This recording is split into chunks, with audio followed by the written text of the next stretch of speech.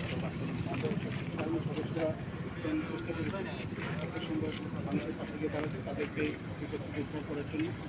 এরপরে তাদের যেটা আমরা করছি আন্দোলনের প্রাণকে গ্রহ করছি। আর খুব শীঘ্রই আমাদেরকে যে জিনিসটা বিবেচনা করতে হবে, আমি এই উপজেলার কথাই বলবো।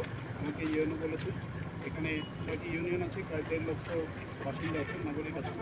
তাদের পুনর্বাসনের জন্য সরকারিভাবে বিশ্বাস সদস্য সরকার এটার ব্যাপারে ব্যবস্থা গ্রহণ করবে। আমি আপনাদের সবাইকে অনুরোধ করবো, ছাত্র জনতা প্রশাসন বাহিনী আমরা সবাই মিলে তাদের দিনে কাজ করি। আমরা আমার চিন্তা করি আমরা এই বিপদমূলক অবস্থা থেকে সেটি করে দাঁড়াতে পারি।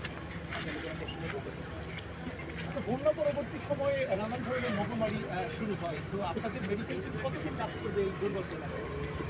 আমরা পরিস্থিতি পরীক্ষা করে পরিস্থিতির প্রয়োজনে